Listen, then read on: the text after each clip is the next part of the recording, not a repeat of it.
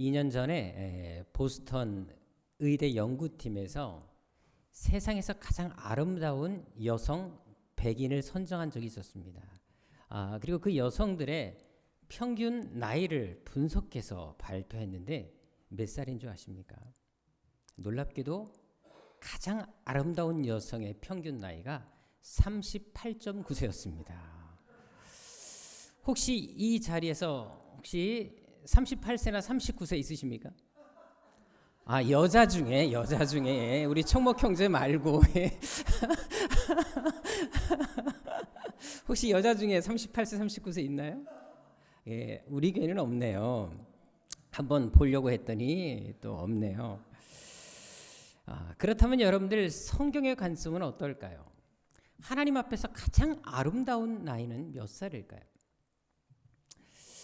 성경으로 확인해 보면 가장 아름다운 나이는 하나님께로부터 부름 받는 그 때가 가장 아름다운 나이인 것을 알 수가 있습니다.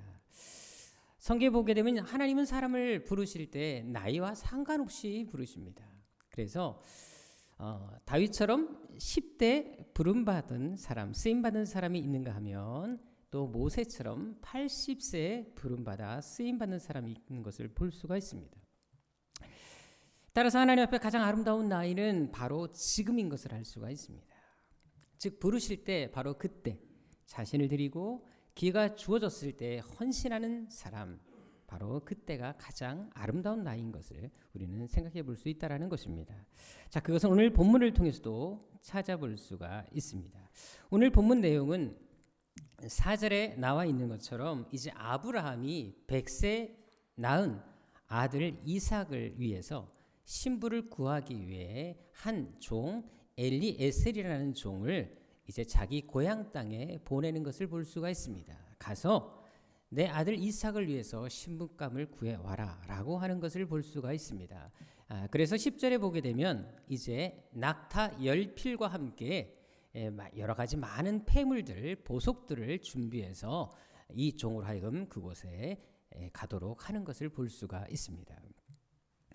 하지만 이 일이 결코 쉽지 않았습니다. 왜냐하면 당시 아브라함은 이 고향을 떠나온 지가 무려 65년이 지난 후였기 때문에 그렇습니다.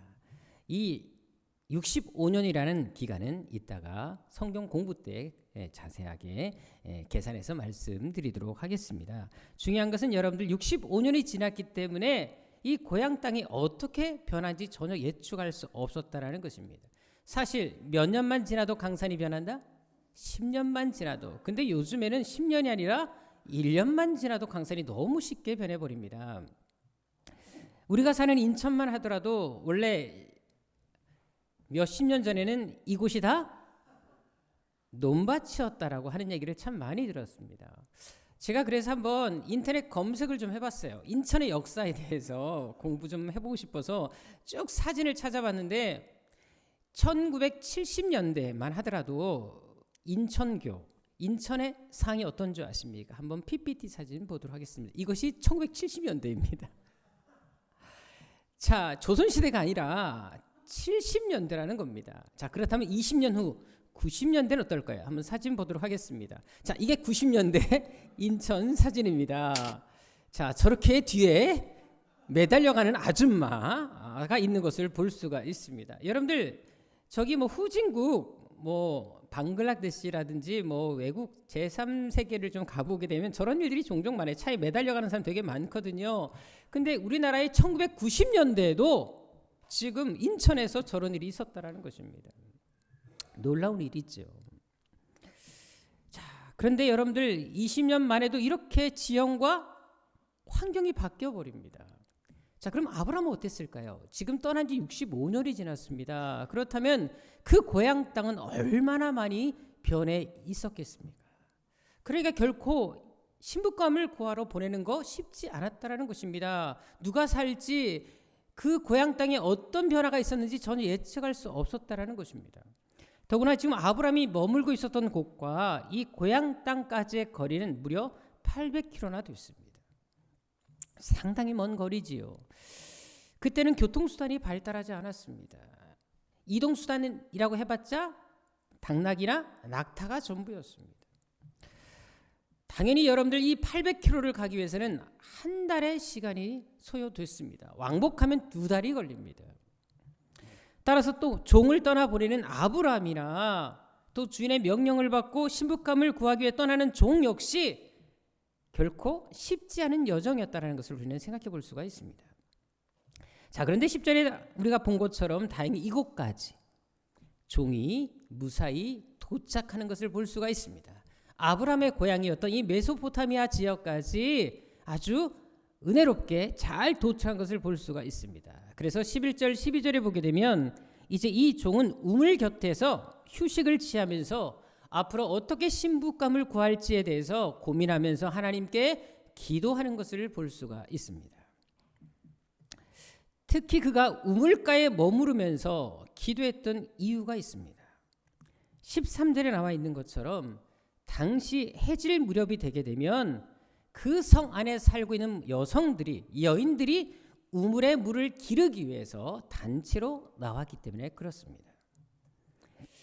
실제로 그는 여인들이 우물에 물 길러 나오는 것을 보고 하나님께 기도하는 것을 볼 수가 있습니다. 우리 성경에는 23절에 보게 되면 이 종이 배우자를 놓고 기도할 때 아직 여인들이 물 길러 나오지 않는 것처럼 표현되어 있습니다. 그래서 물 길러 나오겠사오니 라고 약간 미래적인 표현으로 쓰여지고 있는데요. 원어 성경에는 그렇게 나와 있지 않습니다. 물 길러 나오는 것을 보고 기도했던 것을 볼 수가 있습니다. 따라서 당시 이 종은 여인들이 우물가로 나오는 모습을 보고 이 여인 중에 한 여자가 이삭의 부인이 되기를 기도하고 있었던 것입니다. 자, 그런데 여기서 한 가지 주목할 것은 그가 배우자를 놓고 기도할 때 어떻게 기도를 드리고 있습니까?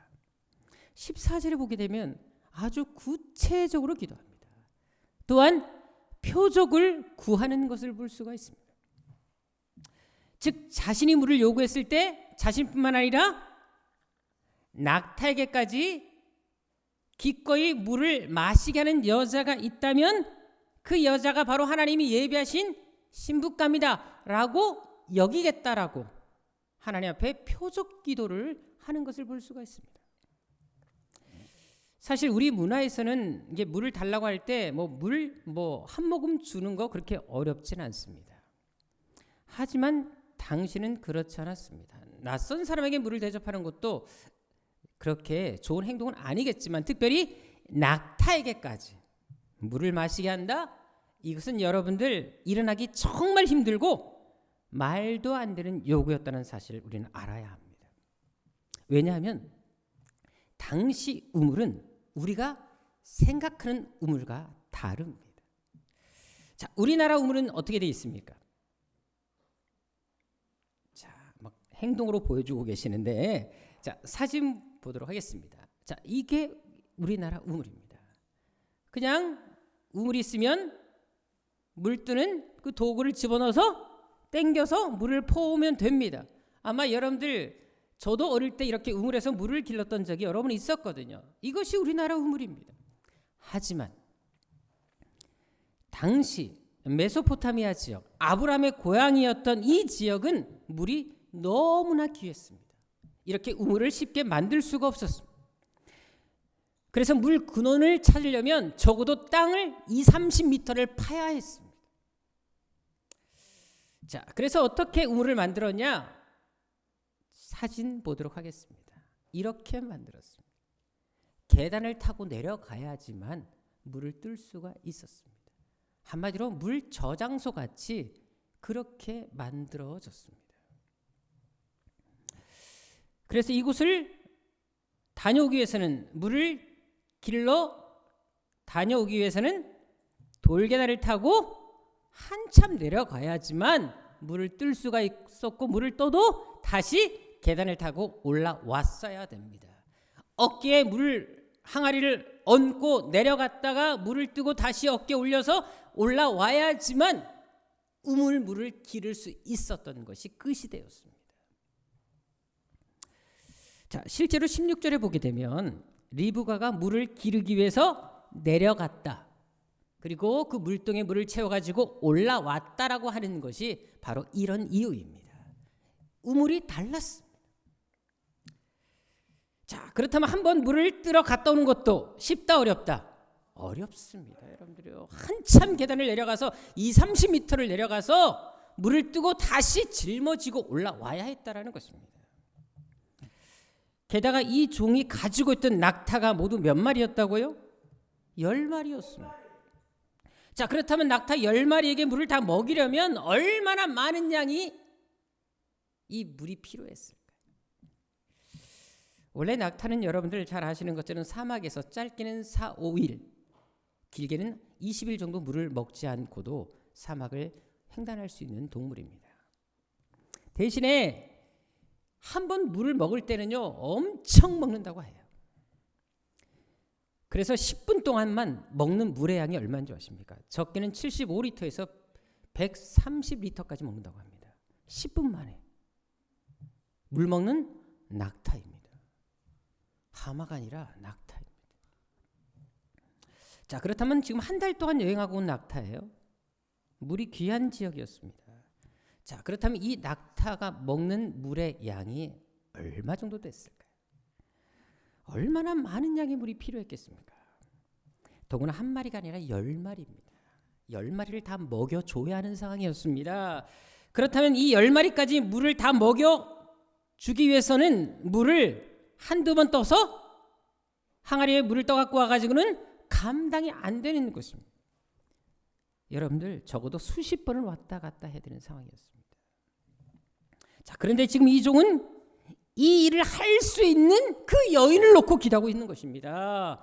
하나님께 이렇게 자원해서 말을 하자라도 스스로 하겠다라고 말하는 여인, 이 여인을 배우자로 생각하겠다, 신부감으로 생각하겠다라고 기도하는 거예요. 여러분들 이 기도는 아무리 생각해도 너무 지나친 요구였습니다. 상식적이지 않았다라는 것입니다. 말도 안 되는 기도였습니다. 자, 그런데도 불구하고 이 종은 아브라함의 아들 이삭의 배우자를 구하는 데 있어서 이런 기도, 이런 표적을 구하고 있다라는 것입니다. 사실 우리 교회도 보게 되면 다른 교회에 비해서 청년이 좀 많습니다. 그리고 이들 중에는 앞으로 결혼해야 될 청년들이 있습니다. 자, 하지만 오늘 본문을 잘 보시면 아시는 것처럼 배우자를 놓고 기도할 때는 어떻게 기도하라? 구체적으로 기도하라. 그것도 표적을 놓고 기도하라 라는 것을 찾아볼 수가 있습니다. 자, 그러면 하나님께서 그 믿음대로 되게 하신다라는 것을 지금 보여주고 있는 것입니다. 실제로 오늘 본문을 보십시다. 이 기도가 응답이 됩니까? 안 됩니까? 바로 응답이 됩니다. 그것도 기도하자마자 즉시 응답되는 것을 볼 수가 있습니다. 여러분들 이 종이 이 기도를 드릴 때 이 보통 기도가 아니었었어요. 잘 생각해 보세요. 물론 이 기도에 합당한 여자가 있으면 하나님께서 이 여인을 배우자로 주셨다라는 것을 알기 위한 목적도 있었겠지만, 자, 생각해 보십시다. 만약에 자기가 요구한 것을 해줄 수 있는 여인이면 어떤 여인일까요? 낙타 10마리의 물을 다 먹이기 위해서는 수십 번 물들어 그 지하 30m까지 왔다 갔다 해야 되는데, 그러면 기본적으로 뭐가 바탕이 돼야 됩니까? 체력입니다. 다리 약한 여인, 힘없는 여인 못합니다. 튼튼한 여인 기도하는 거예요. 거기다가 자원해서 낙타에게 물을 먹인다? 마음이 따뜻해야 가능합니다. 여러분들 섬김의 마음이 없으면 절대 할 수 없습니다. 헌신적이야지만 할 수 있는 여인이었다라는 것입니다. 한마디로 진짜 좋은 여자를 구한 거예요. 가장 이상적인 배우자를 놓고 기도한 것입니다. 자, 우리의 욕심이 과한 것처럼 기도하는 거예요. 근데 응답이 됐다 안 됐다? 됐습니다. 따라서 우리 역시 인생에서 가장 어떤 중요한 결정을 앞에 두고 꼭 응답받고 싶은 것이 있다면 이 종처럼 기도하면 되는 것입니다. 배우자 문제뿐만 아니라 우리 인생에서 정말 중요한 문제가 있다면, 내 인생의 미래가 걸린 문제라면 구체적으로 표적을 구해도 된다라는 것입니다. 저는 종종 어떤 분들이 상담에 올 때마다 어떤 표적을 구하는 기도를 드려보라 라고 말할 때가 있습니다. 그러면 어떤 분들은 그래요. 목사님 그렇게까지 기도해도 괜찮을까요? 하지만 여러분 성경을 분명히 보십시다. 성경에 나와 있습니다. 표적을 구하는 기도가 얼마나 많이 나옵니까? 사사기 6장 37절 이하에 보게 되면 기드온도 전쟁을 앞두고 하나님 앞에 표적을 구합니다. 그것도 한 번이 아니라 두 번이나 자기도 미안했는지 노여하지 마세요 하고 얘기하잖아요.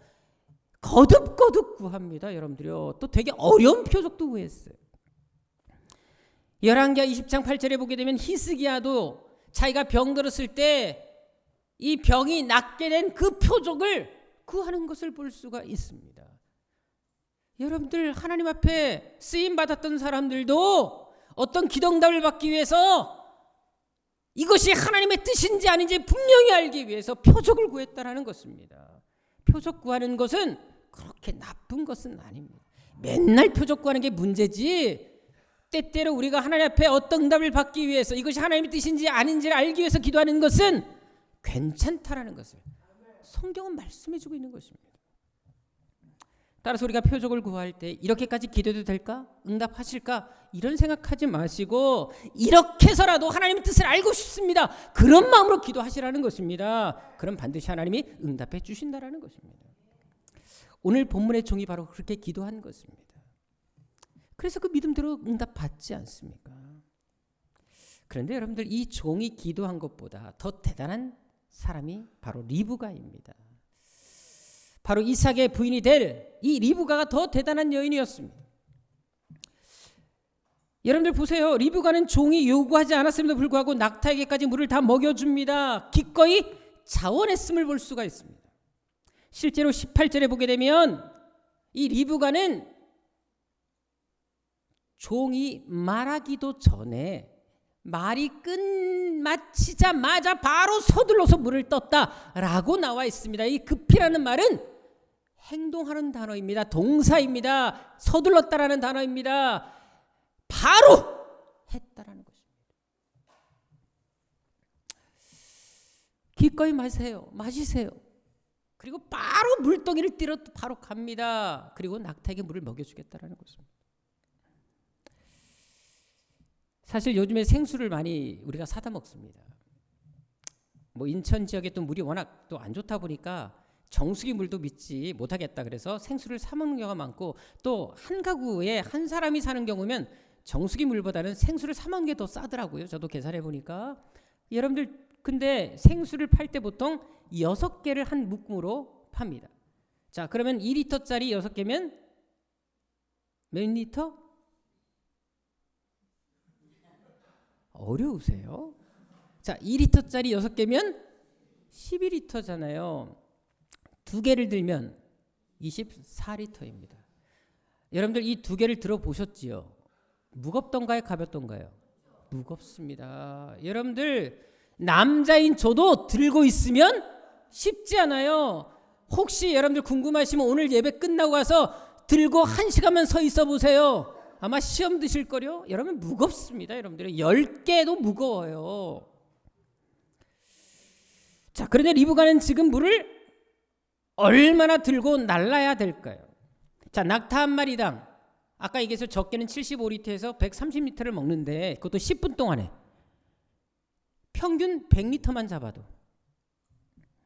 10마리가 총 먹은 물의 양이 몇 리터? 계산이 안 되세요?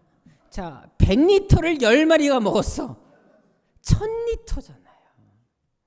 자, 그럼 생수 2리터짜리 병 몇 개? 500개를 먹은 겁니다, 여러분들요. 지금 리브가는 생수 500개를 날른 거예요. 근데 500개만 날랐을까요? 제가 볼 때는 이 낙타 무식하게 먹었을 것입니다. 더 먹었을 거예요. 여러분 지금 리브가는 이 낙타가 자기 낙타도 아니에요. 낯선 사람의 낙타입니다. 처음 본 사람의 낙타였어요. 더구나 한 달 동안 여행했으니까 몰골이 그렇게 깨끗하지 않았을 거예요. 근데도 불구하고 그 낯선 사람, 몰골로 그렇게 깨끗하지 않은 사람, 그 사람의 낙타의 10마리의 물을 책임지겠다고 자원해서 나서고 있다는 것입니다. 더구나 당시 낙타는 이동수단이었습니다. 당연히 리브가도 이 낙타가 먹는 물의 양을 잘 알고 있었습니다. 근데 기꺼이 그 일을 하겠다라는 것입니다. 게다가 물도 낙타에게 얼마큼 먹입니까? 자, 19절에 보게 되면요, 우리 성경은 원어보다 원어 성경이 정말 잘 나와 있습니다. 완전히 이 낙타가 배불리 먹을 때까지 마시게 하겠다라고 나와 있습니다. 낙타가 이제 더 이상 못 먹겠다, 배불러서 물 못 먹겠다 할 때까지 먹여주겠다라는 것입니다. 다시 말해서 먹고 싶은 만큼 다 먹여주겠다라는 것입니다. 실제로 20절에 보게 되면요, 그녀가 얼마나 일을 위해서 열심히 일했는지 잘 나와 있습니다. 우리 성경에 여러분이 4개 동사가 나와 있는데 급히라는 말도 동사로 나와 있습니다. 히브리어에는요, 원어 성경에는 어떻게 나오는지 아십니까? 그녀는 바로 서둘렀다, 그리고 바로 부었다, 바로 달려갔다, 바로 길었다, 이렇게 나와 있습니다. 이게 다 이어 있어서 나와 있어요. 그러니까 쫓아가서 물 뜨고 올라와서 붓고 또 다시 쫓아가서 뜨고 올라가서 붓고 이게 계속 반복된 겁니다. 쉬지 않고 움직였다라는 거예요. 더구나 이 원어 성경에는 강조용법이라는 게 있습니다. 아주 더 강조해서 서둘렀고 부었다고 나와 있습니다. 한마디로 섬김의 끝판왕을 지금 보여주고 있는 것입니다. 자, 그럼 이렇게까지 정말 땀을 뻘뻘 흘리며 열심히 물을 뜨고 있는데 생수 2리터짜리 500개 이상을 나르고 있는데 그것을 지켜보는 종은 어떻게 반응하는 것이 정상이겠습니까? 당연히 섹시 아가씨 미안해, 나 때문에 너무 고생이 많네, 너무 고마워, 정말 몸둘 바를 모르겠어, 이렇게 하는 게 정상 아니겠습니까? 자, 그런데 놀라운 것은 21절에 보십시다.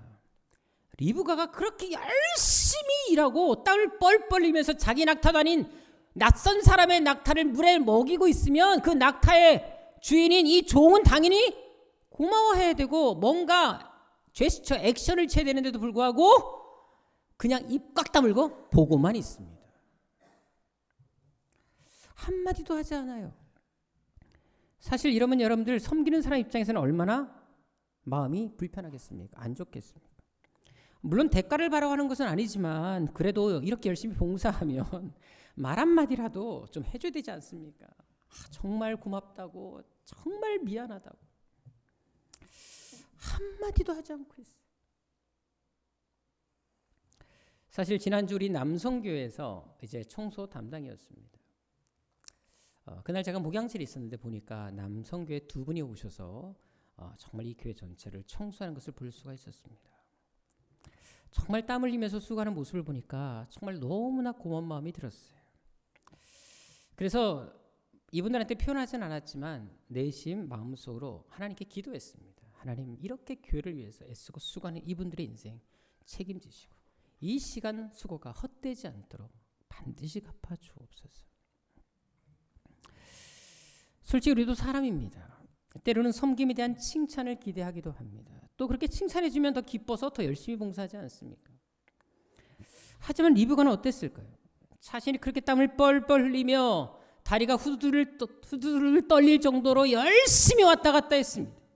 고생하고 있었어요. 근데 전혀 그 수고를 알아주지 않습니다. 한 마리도 아니고 여러분들 10마리에게까지 다 그 많은 양의 물을 먹일 때까지 이 종은 한마디도 하지 않았습니다. 사실 리브가는 해질 때 물을 길러왔습니다. 낙타 10마리에게 물을 다 먹이려면 적어도 여러분 1, 20분 갖고는 택도 없습니다. 날이 이미 저들고 어두컴컴했을 것입니다. 혼자 남아서 지금 이 일을 하고 있는 것입니다. 다른 여자들은 물 두고 다 갔지만 리브가 혼자 남아서 그 수고를 지금 하고 있는 거예요. 근데 한 번도 도와주지 않습니다. 같이 물 길러 가지도 않아요. 고맙다는 말도 하지 않습니다. 자, 그런데 리브가는 이 봉사를 포기합니까? 하지 않습니까? 포기하지 않습니다. 끝까지 합니다. 서운할 수 있는 상에도 불구하고 계속 섬김을 이어가는 것을 볼 수 있다는 것입니다. 리브가는 봉사와 섬김이 있어서 상이 어떠하든지 간에 이 사람이 나에게 상처를 주든 말든 요동하지 않았다는 것입니다. 처음이나 마지막까지 변함없이 주어진 그 일, 자신이 해야 될 그 일에 대해서는 끝까지 감당했음을 볼 수가 있습니다. 더구나 리브가는 이것이 하나의 테스트인지 알았나요? 몰랐나요? 몰랐습니다. 게다가 하나님께로부터 어떤 암시를 받은 적도 없었습니다. 그런데도 불구하고 이렇게 끝까지 섬김의 자리, 헌신의 자리에 머무르는 리브가를 보시라는 것입니다. 이것은 그녀의 평소 삶이 어떠했는지를 보여주고 있는 것입니다. 아무리 힘들고 어려운 일을 할지라도 봉사하고 섬길 수만 있다면 기꺼이 나서겠다라고 하는 것이 이 여자의 삶의 모습이었다라는 것입니다. 기회가 주어진다면 언제든지 기꺼이 헌신하고 봉사하겠다, 섬기겠다. 이것이 이 리브가의 삶의 모습이었다라는 것입니다. 평소의 모습이 드러나는 것입니다. 사실 교회를 할 때 보면 어떤 분들은 책임이 주어져야 하는 분들이 있습니다. 또한 직분을 맡아야지 일하는 분들도 있습니다. 때로는 내가 좋아하는 일은 하는데 별로 마음에 내키지 않는 일을 하지 않는 분들도 종종 있습니다. 하지만 예수의 사람들은 어떻게 섬기는 것이 합당하겠습니까? 정말 예수님께서 원하시는 섬김과 봉사는 어떤 자세이겠습니까? 주님이 원하실 때 내가 여기 있습니다. 나를 써주십시오. 라고 고백하는 것이 우리 신앙인의 모습이 아니겠습니까? 또한 예수께서 원하지 않으시더라도 나 언제든지 준비되어 싸우니 주님 나를 쓰시기를 원하실 때 써주옵소서라고 준비된 신앙, 언제 나를 쓰시더라도 쓸 수 있도록 항상 대기되고 있는 그런 신앙이 되어야 되지 않겠습니까? 직분을 맡아야 하지만 책임이 주어져야지만 일하는 사람들이 되지 말고 언제든지 자원함으로 일할 수 있는 우리 새함께 성도들이 되시기를 주님으로 축원합니다. 예배도 마찬가지입니다. 훈련도 마찬가지입니다. 억지로 인색함으로 하지 마시라는 것입니다. 기회가 주어질 때 기쁨으로 감당하세요. 하나님을 위해서 일할 수 있는 것이 얼마나 특권입니까?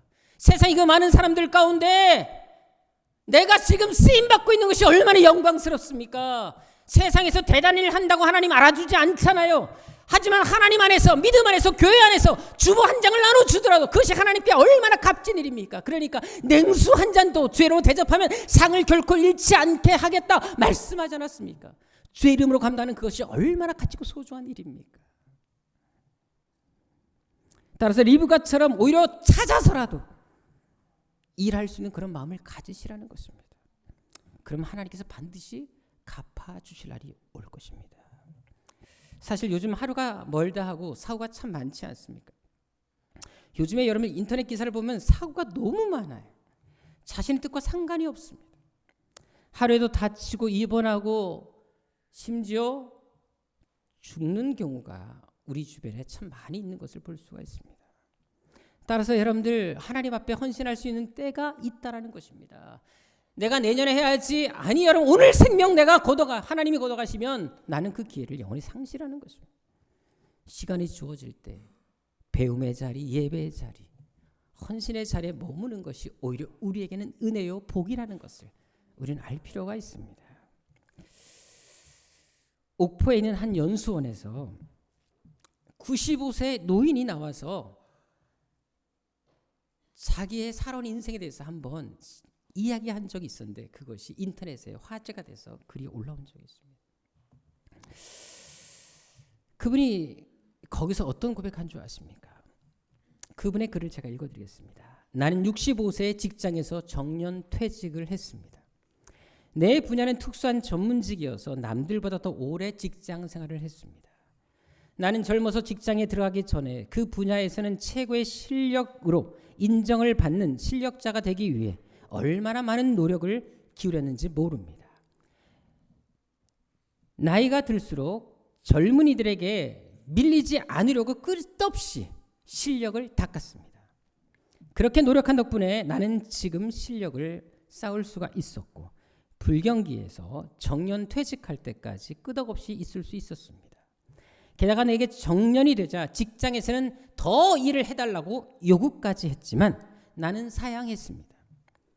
65세 나이쯤 되고 보니 나도 직장생활 그만두고 연금을 받으며 안락한 여생을 즐기다가 남은 여생을 마감하고픈 생각이 들었기 때문이었습니다. 그런 내가 30년 후인 95살 생신일 때 자식들에게 생일 케이크를 받는 순간 얼마나 내 인생에 대해 통한의 눈물을 흘렸는지 모릅니다. 내 65년의 생일은 자랑스럽고 떳떳했지만 그 이후 30년의 삶은 가장 부끄럽고 후회가 되고 비통한 삶이었습니다. 나는 정년퇴직 후에 이제 나는 다 살았다. 내 할 일 다 했다. 그런 생각만 하면서 하루하루를 허송세월한 것입니다. 그런 덧없고 희망이 없는 삶을 무려 30년이나 살았던 것입니다.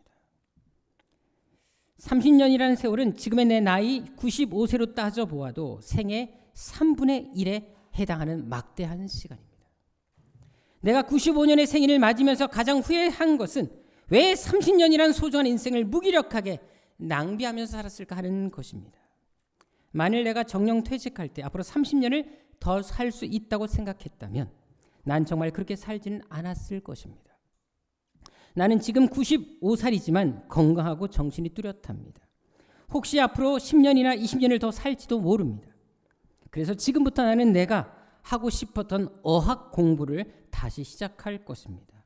왜 그러냐 하면 내가 혹시 10년 후에도 왜 95살 때 공부를 시작하지 않았는지 후회하지 않기 위해서입니다. 저는 이걸 읽으면서 지금이라는 이 시간이 얼마나 소중한지를 다시 한번 생각해 볼 수 있었습니다. 지금의 이 순간 내가 앞으로 몇 년을 더 살지 앞으로 얼마나 더 내 인생이 남았는지 모르기 때문에 지금의 시간을 소중히 여기고 지금 하나님 앞에 쓰임받는 것이 얼마나 중요한지 내가 주를 위해서 일할 수 있는 것이 바로 지금이라는 사실을 다시 한번 깨달을 수 있었다는 것입니다. 그래서 전도서 12장 1절과 2절에 어떤 말씀이 있습니까? 너는 청년의 때 너의 창조주 하나님을 기억해라. 왜? 공간날이 올 거기 때문에 그렇다. 아무나게 없다고 할 때가 있다. 그날이 가깝기 전에 더 늙어서 힘없어서 못하겠습니다 할 때 되기 전에 지금 힘이 있을 때 움직일 수 있을 때 헌신해라 라고 말하는 것입니다. 그리고 이왕 예수 믿는 것이라면 이왕 봉사하는 것이라면 오늘 본문의 리브가처럼 적당히 하려고 하지 말고 정말 제대로 헌신해야 되지 않겠습니까? 예수님도 그랬고 바울도 그랬던 것처럼 한번 미쳤다는 소리, 예수님께 미쳤다는 소리, 저렇게 미쳐서 예수 믿는다라는 소리를 들어보면서 예수 믿고 신앙생활 해야 되지 않겠습니까? 그리고 한번 하나님이 나에게 복을 주시는지 안 주시는지 한번 테스트 해보고 싶지 않으십니까? 실제로 오늘 본문의 리브가를 보십시다. 이 여인은 조건 없이 헌신합니다.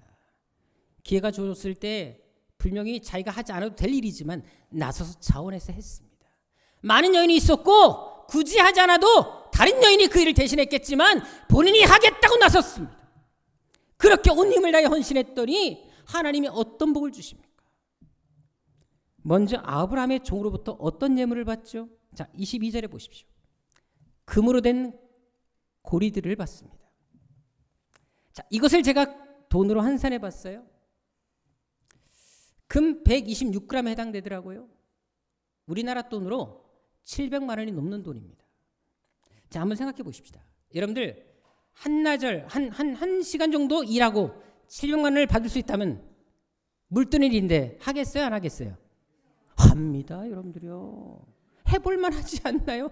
한 시간만 투자해서 700만 원 번다면 물만 뜨는데 내 체력도 튼튼해지고 해볼만 하지 않겠습니까? 여러분들 하나님 앞에 한 시간만 일해도 700만 원 버는데 주를 위해서 1년 봉사하면 얼마나 돈을 하나님이 주실까요? 계산이 안 되십니까? 게다가 53절에 보십시오. 이 종이 가져온 폐물들을 다 줍니다. 이건 돈으로 수치 계산이 안 됩니다.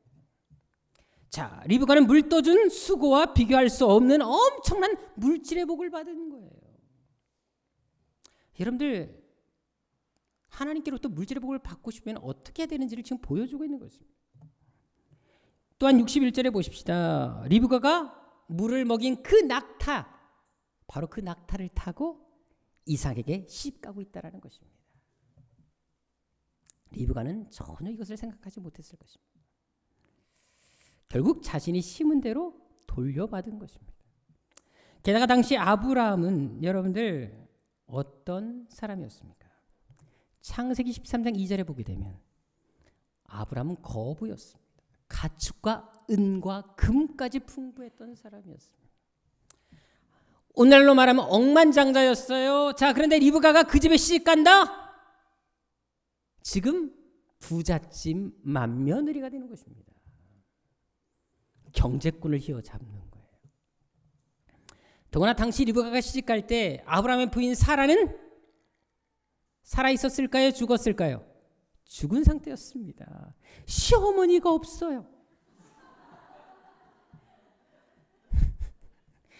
시집살이 시킬 시어머니도 죽었겠다. 남편 하나 구워 못 삽니까 여러분들요? 하나님은 여자에게 남자를 휘어잡을 수 있는 은사를 주셨거든요. 오죽하면 첫 인간 아담이 하와에게 꼴깍 넘어가서 선악과까지 따먹었겠습니까? 이거는 어쩔 수 없습니다. 남자는 반드시 여자에게 잡히게 돼 있습니다.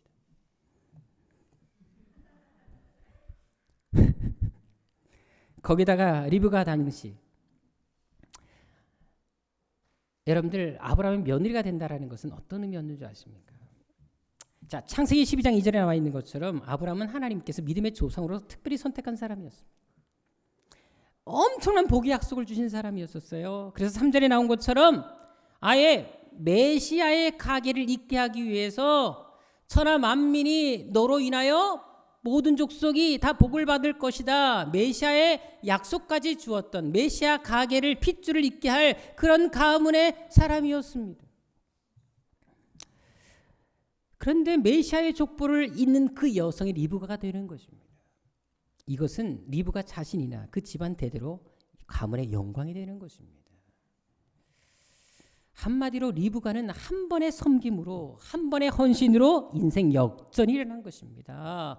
이런 결과를 가져올지 리브가는 전혀 몰랐습니다. 하지만 때가 언제인지 모르지만 걔가 주어졌을 때 헌신하고 봉사하고 충성하니까 하나님이 말할 수 없는 이런 복들을 한 번에 쏟아부어 주신 것입니다. 게다가 리브가가 살고 있던 메소포타미아 지역이 어떤 곳인 줄 아십니까?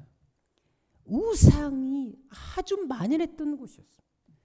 그래서 여호수아 24장 2절에 보게 되면 아브라함도 그곳에 살 때 아브라함의 집안 대대로 아버지 데라부터 이미 우상 숭배자들이었습니다. 아브라함도 그곳에 살았다면 우상 숭배자로 끝날 수 있었는데 하나님이 끄집어내서 우상 숭배를 떠나게 된 거였었어요. 또한 창세기 31장 19절에 보게 되면 야곱의 부인이 이곳에 살았거든요. 라헬이 이곳에 살 때 여러분들 보시면 알겠지만 우상을 섬겼어요. 그래서 창세기 31장 19절에 나와 있는 것처럼 이 드라밈이라고 있었는데 이 드라밈을 훔쳐버립니다. 그래가지고 여러분들 우상 쩌들어 있었던 곳이 바로 이 메소포타미아 지역이었습니다. 따라서 리브가가 만약 이때 선택받지 않았다면 어떻게 됐을까요? 리브가도 하나님을 모르고 그냥 우상 숭배를 빠져 살다가 그의 인생이 그걸로 마감됐을 것입니다. 근데 기회가 주어졌을 때 주저하지 않고 열심을 다해 충성하니까 하나님이 이런 놀라운 복을 주시는 것입니다. 그래서 구원도 받게 하시고 물질의 복도 주시고 메시아를 탄생하게 하는 놀라운 영광까지 한 번에 다 허락해 주시는 것입니다. 그것은 우리도 마찬가지입니다. 여러분 또한 하나님께로부터 물질의 복을 받기를 원하십니까? 멋진 배우자를 만나기를 원하십니까? 믿음의 가문을 일으키기를 원하십니까? 핑크빛 인생이 펼쳐지기를 원하십니까? 그럼 리브가처럼 하시면 됩니다. 리브가처럼 귀에 있을 때 하나님이 쓰시고자 하실 때 부르실 때 헌신하시고 지금 일할 수 있을 때 온전히 충성하면 되는 것입니다. 그럼 하나님께서도 여러분들에게 이런 놀라운 복을 주실 것입니다. 미국 한인교회를 섬기고 있는 정헌이라는 집사님이 계십니다. 그분이 봉제 공장을 하시는데요. 그 공장이 그렇게 잘 되십니다. 그런데 그분이 그런 간증을 하시더라고요. 사실 자신이 이렇게 사업을 하게 된 이유가 있답니다. 원래는 이 사업을 할 생각이 없었는데 교회를 섬기다 보니까 교회가 여러 가지로 어려움이 있어요. 재정적인 어려움이 있어요. 그래서 이분이 결심을 했답니다. 하나님, 나에게 물질의 복을 주셔서 우리 교회 재정을 내가 다 책임지게 하여 주옵소서. 그리고 교회 일은 어떤 일이든 내가 다 짊어지겠습니다. 그런 마음으로 봉제 공작을 시작했다고 합니다. 처음부터 목적이 분명하셨어요. 근데 이 원칙을 가지고 하나님 앞에 기도하고 공증을 열었더니 하나님께서 복을 주시는데요. 물론 물질이 들어올 때마다 바로바로 하나님께 헌금하고 열심히 또 봉사하고 충성했다고 합니다. 그랬더니 열심히 봉사한 만큼 하나님께서 복을 주셔서 지금은 봉제금이 너무 잘 돼서 실제로 교회 많은 재정을 본인이 다 감당하고 있고요. 교회 모든 중직에서 일을 하고 있는 분이 되셨습니다. 그래서 외부 강사 오실 때는 본인이 다 책임지고 집에 모셔가서 식사 대접까지 다 한다는 것을 볼 수 있었습니다. 결국 자신보다 교회를 먼저 생각하고 돈을 벌어도 주를 위해 쓰겠다, 헌신하겠다 결심하니까 하나님께서 이런 은혜를 주시는 것입니다. 하나님께 투자해 보세요. 하나님께서는 기본이 30배부터 100배 아닙니까? 결코 손해 없습니다. 중요한 것은 우리가 그 결단하지 못하기 때문에 복을 못 받는 거예요. 성경대로 제대로 헌신해 보십시오. 왜 하나님께서 은혜를 주시지 않으시는가? 그래서 누가복음 6장 38절에 어떤 말씀이 있으십니까? 주라, 그리하면 너에게 줄 것이니 곧 후이되고 누르고 흔들어 넘치도록 너에게 안겨주리라. 여러분, 인간관계에서도 심는 대로 거두는 법칙이 적용된다면 하나님께서 동일하게 그렇게 하시겠다 말씀하는 것입니다. 단 먼저 드리는 자에게, 먼저 주는 자에게, 하나님을 위해서 기꺼이 헌신하는 자에게 후이되어 누르고 흔들어 넘치도록, 완전히 여러분 쌓을 것이 없도록 넘치도록 안겨주겠다, 갖다 바쳐주겠다라고 말씀하시는 것입니다. 이 엄청난 복이 여러분들의 것이 되어야 되지 않겠습니까? 여러분들도 이런 은혜를 좀 누려보고 간증하는 인생이 되어야 되지 않겠습니까? 그렇다면 오늘 본문의 리브가처럼 하나님 앞에 결단합시다. 기회 있을 때, 지금 부르실 때, 지금 일할 수 있을 때 기꺼이 응답합시다. 그럼 하나님께서 반드시 여러분을 통해서도 오늘 이 성경 말씀이 이 시대 여러분의 삶에도 적용케 하실 것이며, 여러분들 또한 리브가처럼 모든 사람들에게 하나님의 역사와 능력을 보여주는, 물질의 복과 하나님의 복의 통로가 되는 그 모든 것들을 보여주는 하나님의 사람이 되게 하실 것입니다. 이 은혜가 우리 새한교회 성도들 가운데 일어나시기를, 오늘 이 자리에 일어나시기를 주로 축원합니다. 기도하겠습니다. 아버지 하나님, 하나님은 이미 우리에게 어떻게 하면 복을 받을지, 하나님이 어떤 사람을 쓰시는지, 하나님께서 어떤 인생을 붙드시는지 다 보여주셨습니다.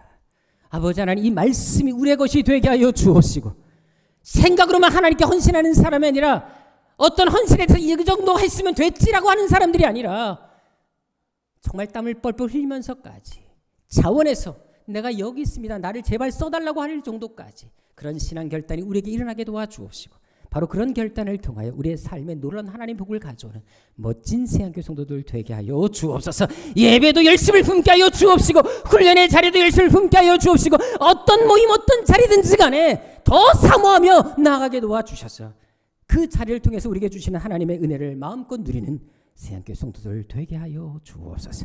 존귀하신 예수님의 이름으로 기도드립니다.